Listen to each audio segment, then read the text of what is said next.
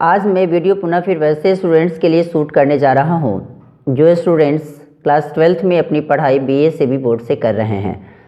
और आपको पता होना चाहिए कि आपके आने वाले इंग्लिश के एग्ज़ाम में कुछ क्वेश्चंस ये एन एपिटैप से भी पूछे जाते हैं, जो कि ये कविता है वाल्टर डिला मेयर साहब के द्वारा रचित है।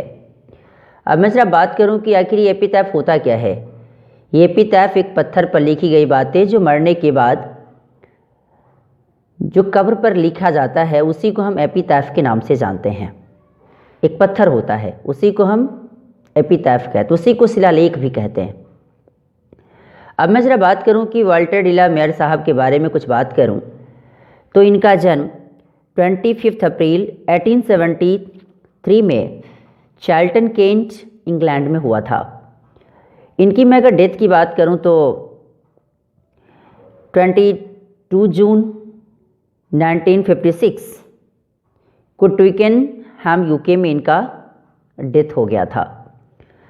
और आपको पता होना चाहिए कि वो अपने पापा को मात्र 4 साल की आयु में ही खो दिए थे और उसके बाद अपने पूरे फैमिली के साथ फिर लंदन चले गए। और उन्हें खास करके उनके अपने sensitive concerns with the world of children and the world of the supernatural, इन्हें खास करके उनके अपने सेंसिटिव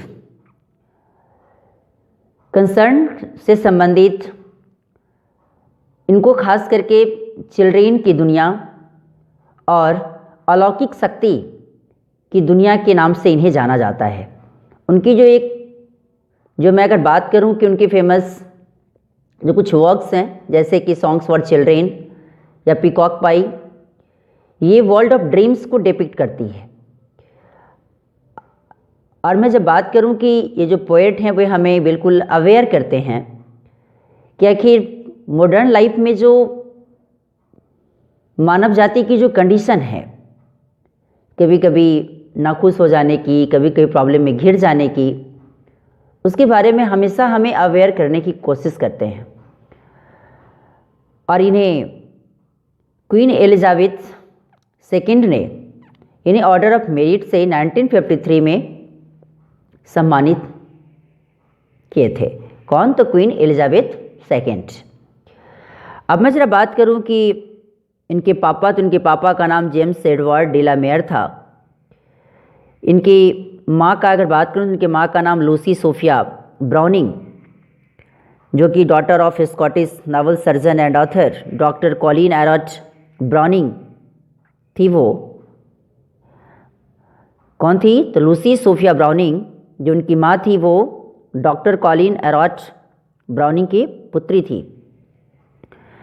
अब जैसे मैं बात करूं कि आपके इस कविता से रिलेटेड जो कुछ क्वेश्चंस है, ये एन एपिटैप जो कि अभी आपके स्क्रीन पर दिख रहा होगा, यहाँ कहता है क्या कि ये एन एपिटैप इज रिटन बाय, ये जो एपिटैप जिस पोएम की भी हम बात कर रहे हैं ये किनके द्वारा लिखा गया? तो ये जॉन किट्स के द्वारा लिखा जाता है या वाल्टर डिला मेयर साहब के द्वारा या जॉन डन के द्वारा या W.H. ऑर्डन के द्वारा। तो आपको पता होना चाहिए कि ये वाल्टर डिला मेयर के द्वारा ये कविता लिखा जाता है, राइट। तो ये इसका आंसर क्या हो जाएगा? बी। अब मैं जरा क्वेश्चन नंबर 2 की बात करूं जो अगले पेज पे है, उस पे चलता हूं। अब मैं जरा क्वेश्चन नंबर 2 पे आऊं। 2 नंबर जो क्वेश्चन कहता है वो कहता है क्या कि वाल्टर डिला मेयर न्यू और dash who is now dead. Walter de la Mare अब ये जान गए कि आखिर वो कौन है जो कि अब वो डेड है। आखिर वो कौन है? लेडी है या गर्ल है या बॉय है या लॉर्ड है? तो ये लेडी के बारे में बात करते हैं। किसके बारे में? तो लेडी के बारे में कि अब वो नहीं है, अब वो डेड है। Who has made an epitaph for the beautiful lady. कौन एक एपिटैप वो ब्यूटीफुल लेडी के लिए बनाए हैं? तो वो कौन है? जॉन डन है या वाल्टर डिला मेयर हैं या D.S. लॉरेंस हैं या नॉन ऑफ दिस है? तो ये वाल्टर डिला मेयर हैं। क्वेश्चन नंबर 4 पे आऊँ। The poet thinks that dash is not everlasting. फिर ये पोइट सोचते हैं, पोइट का मानना है कि आखिर ये कौन सी ऐसी नेचुरल दी गई ताकत है जो सब दिन के लिए नहीं रहता। आखिर वो क्या है? तो लव है, या ब्यूटी है, या क्रुएल्टी है, या अगलीनेस है। तो ये ब्यूटी है जो कि जीवन भर इंसान के पास नहीं रहता, उसकी भी अपनी एक समय होता है। किसकी? ब्यूटी का। इसीलिए कहा जाता है कि ब्यूटी हैज़ विंग्स, कि 4 दिन की चांदनी फिर अंधेरी रात। इसलिए कभी कभी आप सुनते भी होंगे कि थोड़ी सी सुंदरता हो ही नहीं, आईना ही तोड़ डाला। तो ऐसी सुंदरता पर गुमान करने से कोई फ़ायदा नहीं। अब मैं क्वेश्चन नंबर 5 की बात करूं, थोड़ा सा पेज को मैं आगे खिसकाता हूं, राइट। चलिए, कहता है कि dash is an inscription on a tomb in the memory of the deads. आखिर वो क्या है जिसका एक किसी के टॉम पर उसकी मरने की यादों पर कुछ लिखा जाता है, वो क्या है? तो एक जो एन एपिटैफ है, जो कि एक प्रकार का इंस्क्रिप्शन है। इंस्क्रिप्शन का मतलब होता है अभिलेख, ठीक है। तो एक एपिटैफ क्या है? तो एक एपिटैफ एक ऐसा इंस्क्रिप्शन है जो कि टॉम पर किसी के मरणोपरांत उसकी यादों में लिखा जाता है। क्लियर? उसी को हम एपिटैफ कहते हैं। तो यही ये, इसके लिए हम क्या लगाएंगे? An epitaph. Clear? Question number 6 पे चलूँ। Here lies the most beautiful ladies like from. आखिर ये जो लाइन है ये किस पोएम से लिया गया है? ये ओड टू ऑटम से लिया गया है, या एन एपिटैफ से लिया गया है, या द सोल्जर से लिया गया है, या नॉन ऑफ दिस? किससे लिया गया है? तो ये लाइन एन एपिटैफ से लिया गया है। Who was light of step and heart. आखिर ये कौन थे जिसका light of step and heart?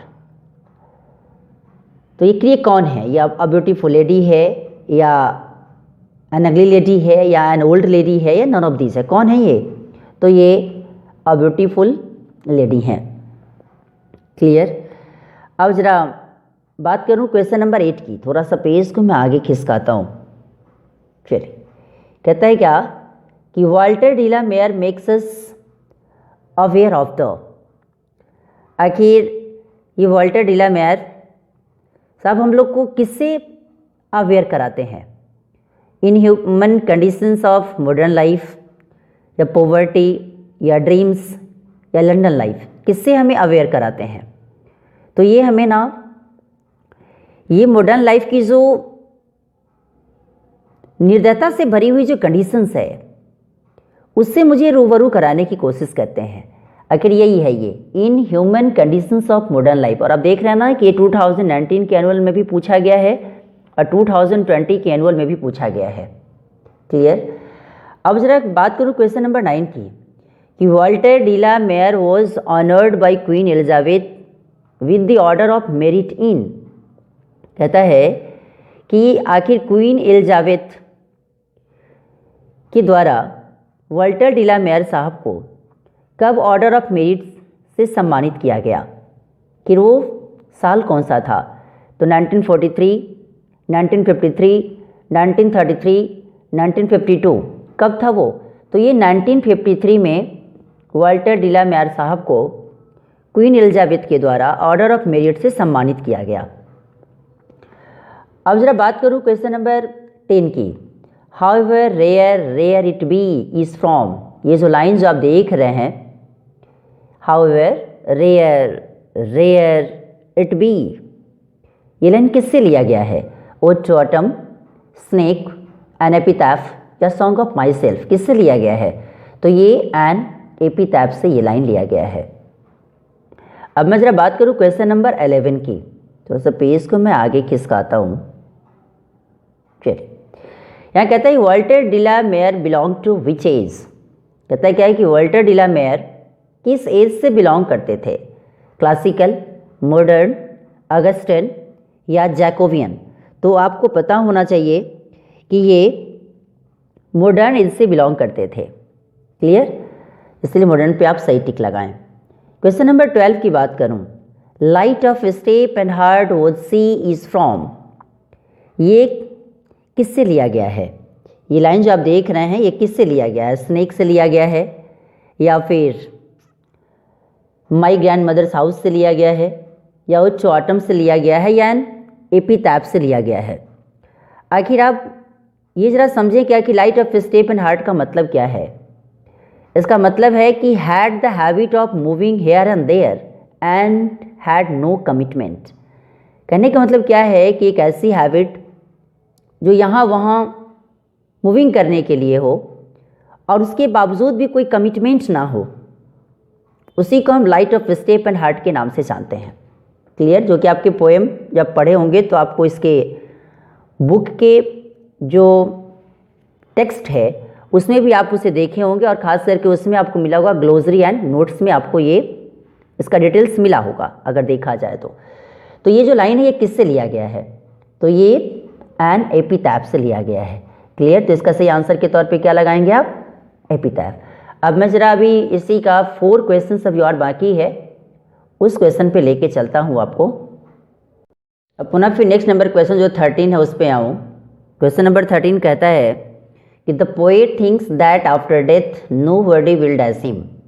Poet सोचते हैं कि मरने के बाद उन्हें कोई भी उन्हें क्या नहीं करेगा? तो रिमेंबर, फॉरगेट, हर्ट या लव क्या नहीं करेगा? तो उन्हें कोई याद नहीं करेगा। तो इस रूप में अगर देखा जाए तो यहाँ रिमेंबर लिखें। क्लियर, अब जरा सा अगर देखा जाए तो क्वेश्चन नंबर 14 में अगर क्वेश्चन के तौर पे देखा जाए तो dash is a humorous and ironical poem. अभी आप देख रहे हैं कि ऑप्शन नंबर ए में दिया है चोअचम, ऑप्शन नंबर बी में दिया है the soldier, option number C में दिया है an epitaph, option number D में दिया है नॉन ऑफ दिस। आखिर इसमें से कौन सी कविता है जो कि ह्यूमरस भी है और आयरनिकल भी है? तो अगर देखा जाए तो इसमें से ये जो एन एपिटैफ है यही है जो कि ह्यूमरस पोएम भी है और एक आयरनिकल पोएम भी है। अब जैसा अगर देखा जाए क्वेश्चन नंबर 15 की बात करूं कि Walter de la Mare was born in the year, ये वॉल्टर डी ला मेयर साहब का जन्म किस साल में हुआ था? 1853, 1867 या 1873 या 1889? तो आपको पता होगा कि इनका जन्म 25 अप्रैल 1873 को, कब? तो 25 अप्रैल 1873 को चार्ल्टन केंट इंग्लैंड में हुआ। तो इसमें आपको केवल ईयर पूछ रहा है। जब ईयर पूछ रहा है तो इनका जन्म कब हुआ? तो 1873 में हुआ। Clear, option number C is the right answer of this question now. Okay, अब मैं जरा बात करूं क्वेश्चन नंबर 16 की। थोड़ा सा पेज को मैं आगे खिसकाता हूँ। यहाँ कहता क्या है कि वेयर डज द लेडी लाई। आखिर ये लेडी को लाई कहाँ किया जाता है? क्लियर, ये ग्रेवयार्ड में या बेड या पार्क या होटल, कहाँ? तो ये ग्रेवयार्ड में। क्लियर, सही आंसर के तौर पे आप क्या लगाएंगे? ग्रेवयार्ड। तो अभी आपने देखा कि अभी इस वीडियो में मैं एन एपिटैफ जो कि वॉल्टर डी ला मेयर के द्वारा रचित एक कविता है उसकी अभी 1 से लेके 16 क्वेश्चन की चर्चा MCQ के रूप में जो क्वेश्चन था उसकी चर्चा मैंने किया। और ये वीडियो आपको कैसा लगा इसके बारे में लाइक, सब्सक्राइब एंड कमेंट करना ना भूलें, और इसे शेयर भी करें ताकि ज़्यादा से ज़्यादा बच्चा इसे देखकर कुछ सीख सके, समझ सके। Thanks a lot.